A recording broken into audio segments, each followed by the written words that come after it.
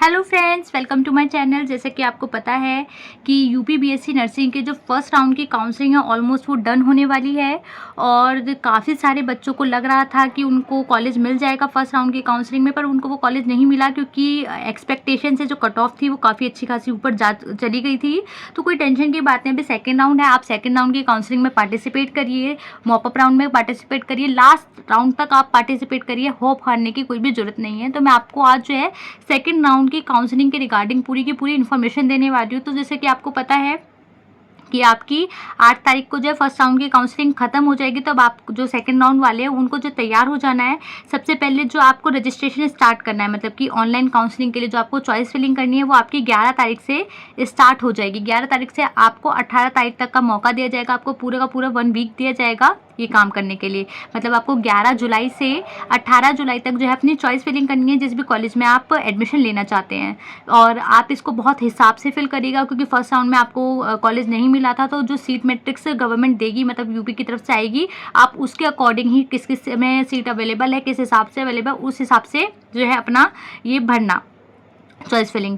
Then आपकी जो choice filling के बाद तो उसके कुछ दिन बाद आपका अनाउंसमेंट हो जाएगा आपका सीट एलोकेशन का, आपको कौन सी सीट मिली है। 18 तारीख को आप चॉइस फिलिंग करके ख़त्म कर चुके होंगे। 21 तारीख में जो है संडे वाले दिन आपको पता चल जाएगा कि आपको कौन सा कॉलेज मिला है, नहीं मिला है, वो आपको पता चल जाएगा। देन आफ्टर आपको सीट जो आपको दी जाएगी, जो आपके पास अलॉटमेंट लेटर आ जाएगा, उसको लेके आपको अपने कॉलेज में रिपोर्ट करना है जिसमें आपको जाके वहाँ पे एडमिशन लेना है। उसके लिए भी आपको पूरा 1 हफ्ते का टाइम दिया जाएगा। आपको 22 जुलाई जाना है और 29 जुलाई तक आप ये प्रोसेस करा सकते हैं, आपको एडमिशन अपना कराना है, ठीक है।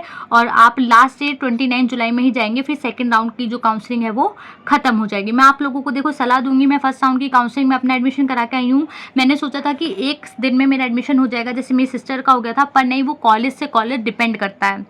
मेरे कॉलेज में मुझे खुद पूरे के पूरे 3 दिन लगे हैं अपना एडमिशन कराने के लिए। तो ये सोच के नहीं जाना कि आपका काम बहुत जल्दी हो जाएगा और एक दिन में आप सारा निपटा लेंगे तो आप आराम से 29 तारीख में जाएंगे। आप शुरू से ही, मतलब जब से एडमिशन स्टार्ट हो जाएगा आपका, मान लो आपको सीट मिल चुकी है, तो आप शुरू वाले ही दिनों में चले जाइएगा जिससे कि आप अपना काम आराम से करा सकें। देन आफ्टर बात आती है कि मान लीजिए आपको सीट मिल चुकी है, आपको पता चल गया आपको कौन सा कॉलेज मिलने वाला है, तो आपके पास कौन कौन से डॉक्यूमेंट होने चाहिए। देखिए, जो मैंने पहले भी अपनी वीडियोज़ में डॉक्यूमेंट बताए वो तो आपके पास होने ही होने चाहिए। कुछ डॉक्यूमेंट जो है हर कॉलेज अपने पर्सनल भी लेता है, जैसे कि हर कॉलेज अपने हिसाब से लेता है, तो उसमें क्या क्या होना चाहिए। देखिए, जैसे कि मेरी सिस्टर का जो एडमिशन था वो आज से 2 साल पहले केजीएमयू में हुआ था, तो उसको ज़्यादा किसी डॉक्यूमेंट की ज़रूरत नहीं पड़ी थी। जो वो डॉक्यूमेंट बनवा के गई थी वो भी वहाँ पे उसको नीड नहीं पड़ी थी। वहाँ पे उन्होंने अपने डॉक्यूमेंट बनवाए थे, एंटी रैगिंग वाले, बॉन्ड वाले, मेडिकल वाला, सब कुछ उन्होंने वो कराया था। पर उसी की जगह जब अब मैंने एडमिशन कराया, तो मैंने जिस कॉलेज में एडमिशन करवाया वहाँ पर मुझे सारे के सारे डॉक्यूमेंट्स लेकर जाने थे, पर मुझे लगा कि नहीं होंगे तो फिर मेरे को वो सब वहाँ पर बनवाने पड़े। तो आप ये गलती मत करना, आप सारे डॉक्यूमेंट बना के लेके जाना। अगर उनकी नीड नहीं पड़ेगी तो कोई बात नहीं, वो बैग में रखे रह जाएंगे, वहाँ पे वो अपना बनवा लेंगे, पर आप अपनी तरफ से पूरे प्रिपेयर होके जाना। कोई भी चीज़ आपकी तरफ से चूक नहीं होनी चाहिए, सब चीज़ों के लिए आप प्रिपेयर रहना। अकेले नहीं जाना, कम से भी कम अपने 2 गार्जियंस को अपने साथ लेके जाना। तो आपको कौन कौन से डॉक्यूमेंट्स की ज़रूरत पड़ेगी। सबसे पहले आपके पास होना चाहिए आपका एडमिट कार्ड। जिस एडमिट कार्ड को लेकर आप एग्ज़ाम देने गए थे वो आपके पास आपका एडमिट कार्ड होना चाहिए। आपके पास होना चाहिए आपका आधार कार्ड, आपके पास होना चाहिए आपका अलॉटमेंट लेटर। देखिए, मैं आपको ये सारी बात बता रही हूँ, मैं ऑफिशियल पेपर से पढ़ के बता रही हूँ, तो ये आपके पास होना ही होना चाहिए। चाहे तो आप इसको कहीं राइट कर लीजिए, लिख लीजिए, बाकी मैं इसको थोड़ा सा अटैच भी कर दूँगी। ऑफिशियल पेपर है, उससे बता रही हूँ कि आपके पास आपका एडमिट कार्ड होना चाहिए, आधार कार्ड होना चाहिए, जो आपको अलॉटमेंट लेटर आया वो होना चाहिए। आपके पास होनी चाहिए 40,000 की फ़ीस स्लिप, मतलब कि जब आपको सीट मिल जाएगी तो आप उस सीट को जो है, आपको उसकी जो फ़ीस जमा करनी है वो आपको कैफ़े से बाहर से ही करनी है, मतलब कॉलेज में जमा नहीं करनी है, तो उसकी भी फ़ीस स्लिप आपके पास होनी चाहिए। आपके पास होना चाहिए प्रूफ ऑफ एज, जो आपका एज का प्रूफ है वो आपकी 10th की मार्कशीट होती है। आई होप आप सबको पता होगा। आपके पास होनी चाहिए आपकी 10th की मार्कशीट, आपके पास होना चाहिए आपका 10th का सर्टिफिकेट, देन आफ्टर 12th की मार्कशीट और 12th का सर्टिफिकेट। आपके पास होनी चाहिए टीसी, सीसी, माइग्रेशन होनी चाहिए। अगर आप सीबीएसई बोर्ड से, अदर बोर्ड से, तो आपके पास माइग्रेशन होना चाहिए। अगर आप यूपी बोर्ड से तो नो टेंशन, आपका टीसी, सीसी काफ़ी रहेगा। देन आपके पास होना चाहिए आपका सर्टिफिकेट मेडिकल वाला, मेडिकल सर्टिफिकेट होना चाहिए।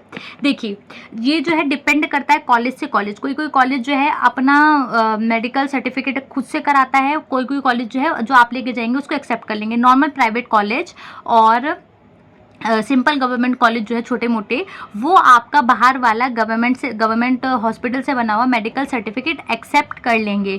पर उसी की जगह जो कुछ बड़े कॉलेजेस होते हैं या फिर कुछ पर्टिकुलर कॉलेजेस होते हैं, वो अपना मेडिकल सर्टिफिकेट खुद बनवाते हैं। जैसे कि केजीएमयू में जो है वहाँ पे वो अपना मेडिकल सर्टिफिकेट खुद बनवाते हैं। पर उसी की जगह कुछ और कॉलेज है जैसे SGPGIMS, वहाँ पे आपको अपना मेडिकल सर्टिफिकेट बनवाने के लिए घूमना पड़ेगा। आपको खुद अपना वहाँ पे मेडिकल सर्टिफिकेट बनवाना पड़ेगा। उसके लिए आपको कम से कम 1 से 1.5 दिन चाहिए। तो आप उन सब चीज़ों के लिए प्रिपेयर रहिएगा। आप अपना भी बनवा के जाइए और वहाँ पे अगर आपको बनवाना पड़ेगा तो आप उसके लिए भी प्रिपेयर रहिए। देन आपके पास होना चाहिए आपका करेक्टर सर्टिफिकेट। देखिए ये भी डिपेंड करता है कॉलेज से कॉलेज पे। कोई कोई कॉलेज नहीं लेता है करेक्टर सर्टिफिकेट, कोई कोई कॉलेज ले रहा है। जैसे KGMU में करेक्टर सर्टिफिकेट नहीं चाहिए, पर SGPGI में जैसे कुछ कॉलेज में वहाँ पे करेक्टर सर्टिफिकेट चाहिए। वो एक सर्टिफिकेट खुद से देंगे, उसमें आपके पास जो किसी भी गैजेटेड ऑफिसर्स के 2 अलग अलग गैजेटेड ऑफिसर के जो है सिग्नेचर्स और उनकी स्टैम्प होनी चाहिए, जो कि आपका करेक्टर डिफाइन करेंगे कि हाँ वो आपको जानते हैं और आप एक अच्छे इंसान हैं इस तरीके से। तो वो कॉलेज से कॉलेज डिपेंड करता है, फिर भी आप उसको बनवा लीजिएगा। देन आफ्टर आपके पास होना चाहिए, अगर आपने कोई गैप लिया है तो आपके पास होना चाहिए आपका गैप सर्टिफिकेट। आप जो एंटी रैगिंग वगैरह वाले फॉर्म होते हैं वो अपने कॉलेज की नीड के अकॉर्डिंग वो बनवाइएगा, अपने भी और अपने पेरेंट्स वाले भी। वो 10 रुपये वाले और 100 रुपये वाले जो स्टैम्प पेपर होते हैं उस पर बनेंगे। आपके पास होना चाहिए आपका आइडेंटिटी सर्टिफिकेट। आपके पास होना चाहिए आपके कम से कम 8 से 10 फोटोग्राफ, जो तो कॉलेज में ही सबमिट होंगे। देन आफ्टर उससे ज़्यादा आप बनवा के लेके जाइएगा, 20-25 फोटोग्राफ आपके पास होने चाहिए। आपके पास होना चाहिए आपका कास्ट सर्टिफिकेट, ये मैंने बता दिया है। इनकम सर्टिफिकेट होना चाहिए। आपके पास होना चाहिए आपका डोमिसाइल। देखिए डोमिसाइल आप कहाँ से बिलोंग करते हैं वो भी आपके पास होना चाहिए। बाकी आपका जो कॉलेज है वो आपको एक अटेस्टेशन फॉर्म देगा, वो आप वहाँ पे भरेंगे अपने जैसे जैसे वो बताएंगे उसके अकॉर्डिंग। तो ये सारे डॉक्यूमेंट्स आपके पास होने चाहिए। आप वेल प्रिपेयर होकर जाइएगा। कोई बात नहीं आपके कोई कोई डॉक्यूमेंट डबल बन जाएंगे, मान लीजिए आपने मेडिकल सर्टिफिकेट बनवा लिया वहाँ पे भी आपसे करा रहे, कोई बात नहीं, कम से कम भाग दौड़ करने से तो आप बच जाओगे। क्योंकि मैं जब अपना एडमिशन कराने गई हूँ तो मेरे पास 1-2 डॉक्यूमेंट नहीं थे, जैसे कि वो जो सर्टिफिकेट वाला था, करेक्टर सर्टिफिकेट वाला था, वहाँ पे गैजेटेड ऑफिसर वाले साइन कराने में मेरी ऐसी तैसी हो गई। तो प्लीज़ आप प्रिपेयर होके जाइएगा, बिल्कुल भी आप टाइम वेस्ट मत करिएगा। ये सोच के मत जाइएगा कि हम लास्ट डेट पे जाकर एडमिशन करा लेंगे, क्योंकि एक दिन में काम नहीं हो पाएगा। वो कॉलेज से कॉलेज पे डिपेंड करता है। कोई कोई कॉलेज जो है बहुत सारी डिमांड रख देता है कि आपको ये भी कराना है वो भी कराना है। तो आप सब चीज़ों के लिए वेल प्रिपेयर रहिएगा। बाकी मैं आशा करती हूँ कि आप सबको सेकेंड राउंड में कॉलेज मिल जाए जो भी आपकी पसंद का है। बाकी जो भी मिलेगा उसको एक्सेप्ट करिएगा और बाकी आगे की तैयारी करिएगा। कोई भी टेंशन की बात नहीं, बहुत सारे एग्जाम होते हैं, आप उनमें भी पार्टिसिपेट कर सकते हैं। Thank you, all the best.